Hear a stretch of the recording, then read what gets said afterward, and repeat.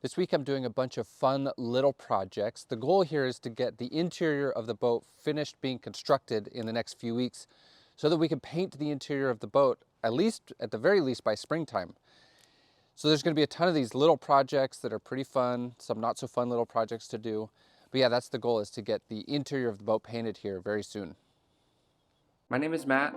Follow along as I turn Duracell, the legendary ocean racing sailboat, into a comfortable cruising home. The first project is templating and mocking up the new floorboards.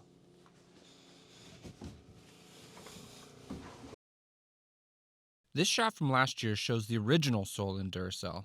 It was a 1/2-inch balsa cord fiberglass floor, which was glued to the floorings, limiting access to the bilge. So before we started building the interior in this area, the old sole was cut out and the bilge was sanded down and cleaned up. There was more cleanup to do in some spots around the sole, this being one of them. This is the bottom of the 2 ring frames where the ring frames approach the mast step. Between the ring frames is a small section of bilge where I'm leaving the glued-in sole because it's too small and finicky to remove and replace. It will look fine being kept in place.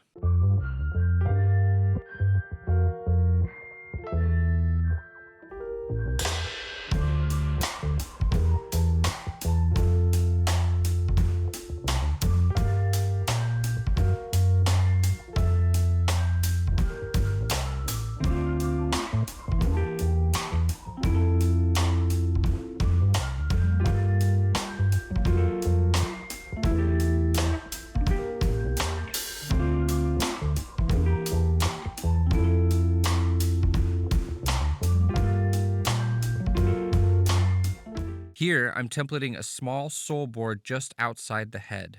I used the laser to find a line about a 1/2 inch below the top of the flooring so I can recess the floorboards to be flush with the top of the keel grid. More on this in a bit.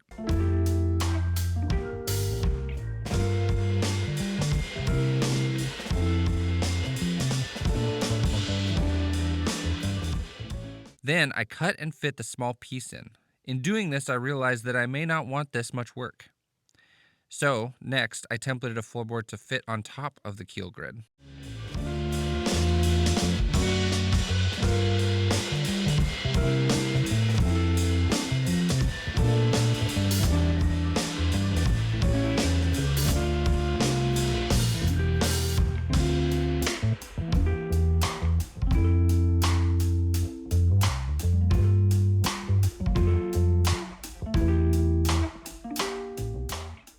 Compared to the floorboards in the galley, these are a lot more intricate.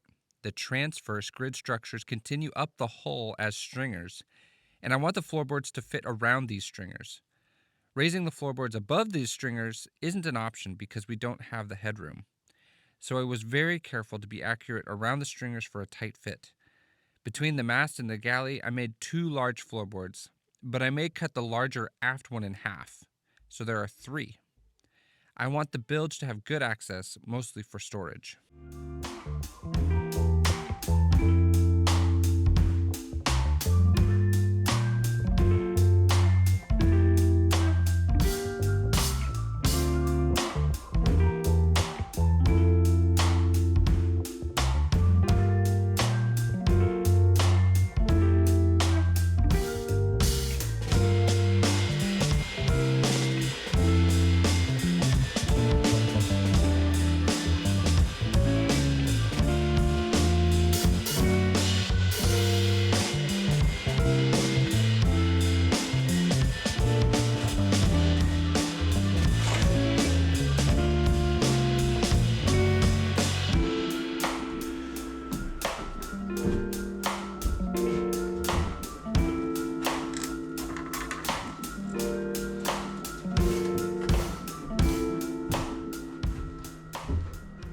And I'm cutting this all out of 1/2-inch OSB board as placeholders. The real floorboards will be made of the Endura panels with a veneer on them.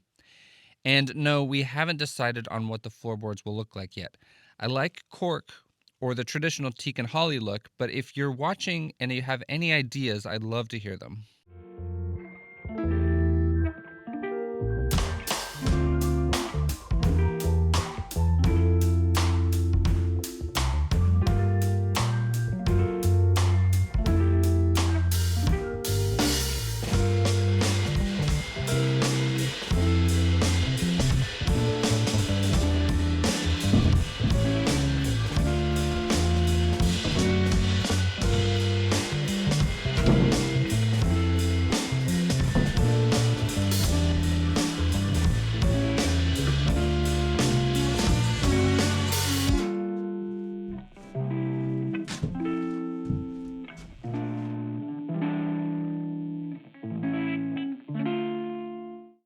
These floorboards forward of the galley are all mocked up now. These are very precisely fit floorboards that I can use to cut the real floorboards when it's time to do that.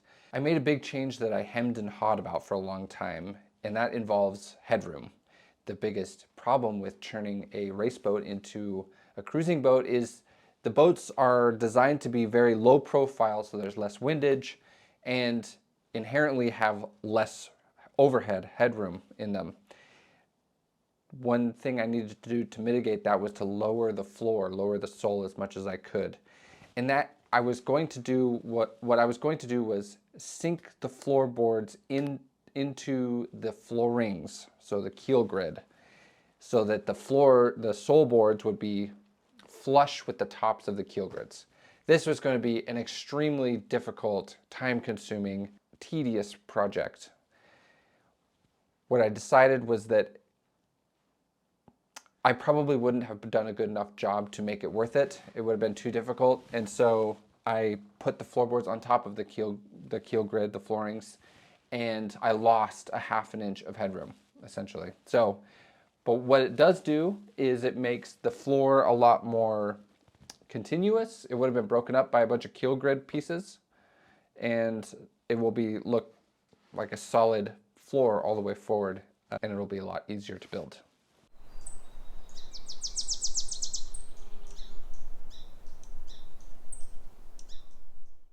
All right, this is my mock-up for the kind of bench extension that I built into this little cubby. What I was worried about was extending this out into the walkway was going to, get in the way, but I feel like I could extend it out even more if I needed to. The whole purpose of this was to make the seat bigger so that it was more comfortable to sit on, and I could put an angled seat back on the back. So I think it'll work out really well. What I got to do next is build a piece of 3/4 inch foam fiberglass so that I can make this piece out of it. There will be a nice wood trim around the perimeter of it. There'll be really thick cushions. It'll be a great place for reading, and we're planning on having a TV up there or a projector so we can watch movies, and so this person can sit here and watch movies up on that bulkhead. So yeah, I think it works pretty good.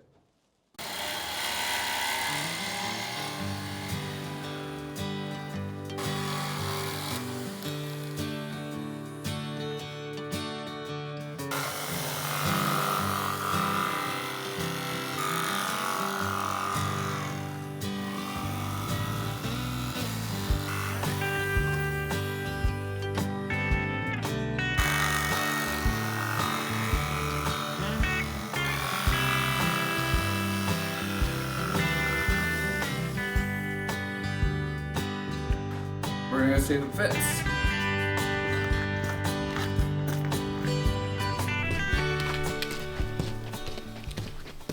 I'm ready to glue on the piece that's gonna grow the bench inboard a bit. And so I've made up a bunch of thickened epoxy with my Total Boat High Performance resin and some colloidal silica and glass bubbles to beef it up a little bit. So I'm just going to use a notch spreader and just spread it out all over this bench here, and then slap the new piece down, weigh it down with something.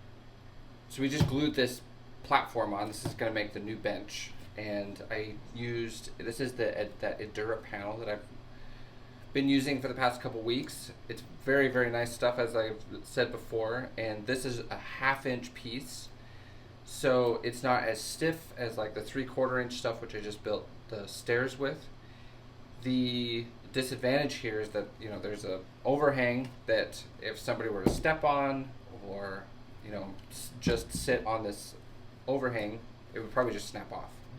And so I've built these little gussets.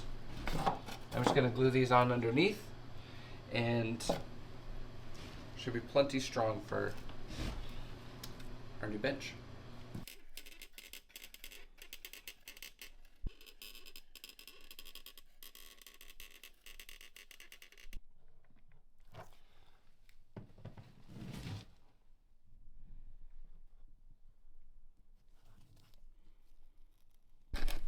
You know, in last week's video, somebody commented that you're a thick sew artist. What do you think about that? Well, I will say that this stuff is extremely convenient, and it has, you know, cut many hours of mixing time off of my, you know, to-do list. And so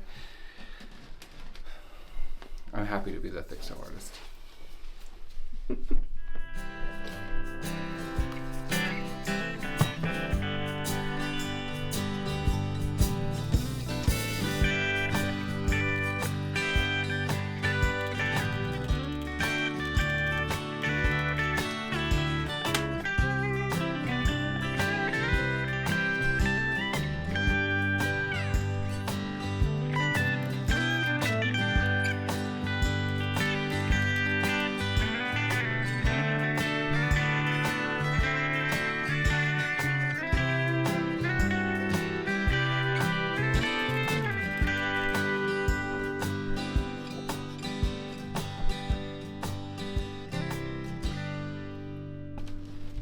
Voila. Voila. I think people are really impressed with our French, honey. What's that French expression, you know? Come on, say it. I might offend some people. This diagram shows a cross-section of the hull. You can see the ballast tanks on both sides.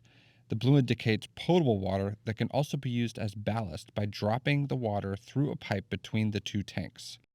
This week, I took the first step in building the water ballast plumbing system. The big hole is for the plumbing.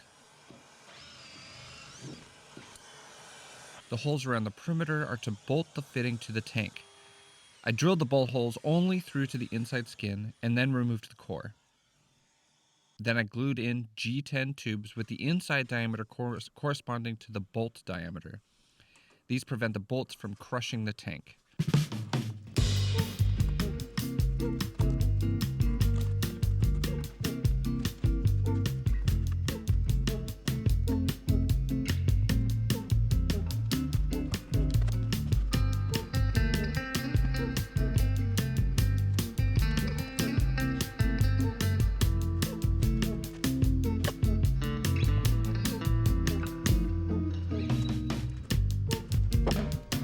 The next day I came back and cut off the excess tube and sanded them down.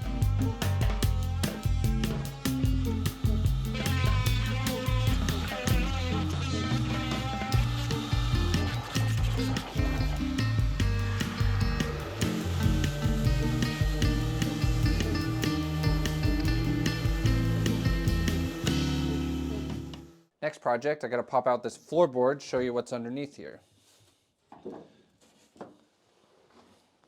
When we get to this project later on, this is going to be a really fun, interesting project, and it is connecting the two water tanks together.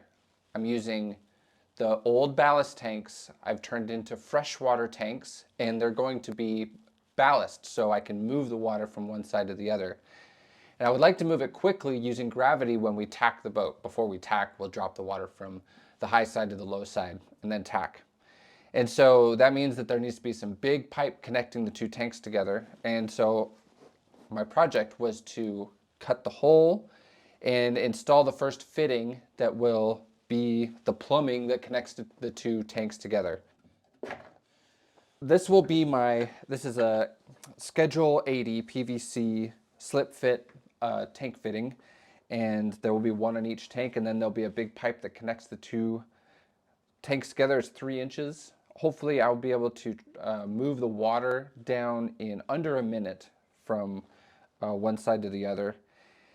And there will be some valves in between so that I can open the valve, the water will drop, close the valve, tack, and that water will be on the high side. So this is just one part of this pretty big project, plumbing these ballast tanks together. Not only will I have to connect the 2 tanks together, but I'll have to have some really big vents so that the water won't, create a suction on one tank or blow out the other tank. I also need to include water transfer with pumps and for the freshwater system. So there's a bunch of stuff that needs to happen with these tanks, but this water ballast part of the project will be quite fun when we get to it.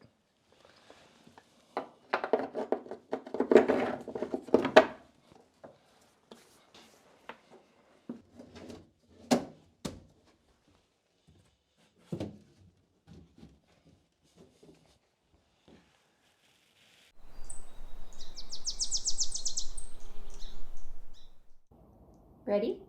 Ready? I'm standing under the doghouse between the 2 benches in the doghouse. This is kind of the propulsion and battery area, so it's a part of the systems area, a very important part. The electric motor is going to go here, the batteries will be aft. One way I'm going to access is from the top by removing the floorboards that are here under the doghouse. Also by removing the stairs that go from the doghouse down to the galley sole. But I also want a really easy access from the side in case I need to get to something like the shaft log really easily. So there'll be likely a dripless shaft seal here at the shaft log. And I want to be able to access that easily in case there's a problem, or in case there's a problem on the motor that I need to address. The quickest way to do it will be to access it from the side. So what I'm going to do is cut a hole in the bulkhead right here, and that's going to be accessed from the kids' room, which is the starboard side quarter berth. And it's just going to be a hole that's cut out, and it'll just be a hatch that comes in and out really easily. So that's what I'm working on right now. Of course, it was important to me to be really precise about this opening. I probably put more thought into it than was necessary, but I wanted to make sure that I cut out the smallest hole possible to leave plenty of structural integrity in the bulkhead while also making good access. I was referencing drawings for potential batteries, figuring out how large the battery box could be. Eventually, I came up with an opening I was happy with and cut it out.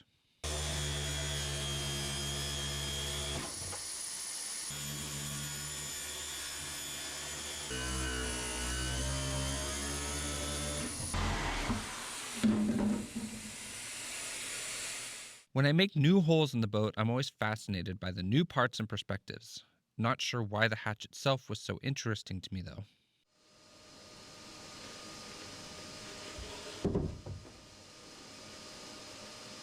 Testing out my access from the quarter berth proved to be adequate.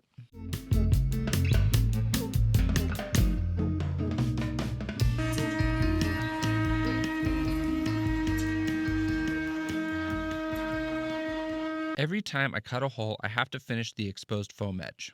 So for the opening, I routed out some of the core and then filled the recess with glass and thickened total boat epoxy.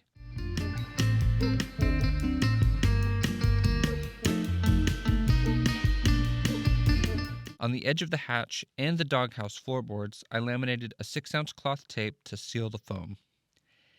Recently, it's been pretty nice getting to do projects inside the boat with all the usable space.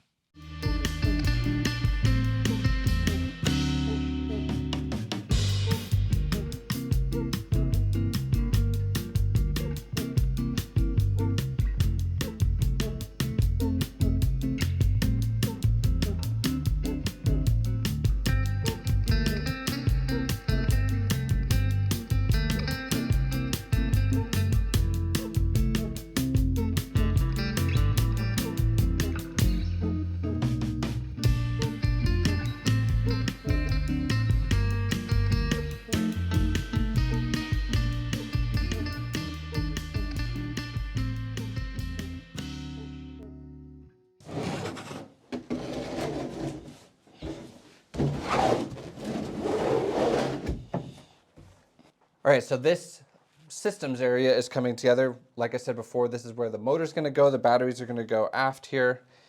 And I'm just trying to button up everything to make this area work, where there's plenty of access. So I cut, this used to be one solid floorboard. I cut it in two. I edge banded all the edges. I cut this hole in the wall and dug out the core and filled the end grain with fiberglass. And yeah, the next thing to do will be to probably mock up the batteries and maybe even the motor, like kind of the rough shape of the motor, and fit everything in. And then we could start making boxes for the batteries, painting, all that stuff. Thanks for watching, guys. We're so close to 100,000 subscribers, so help us out.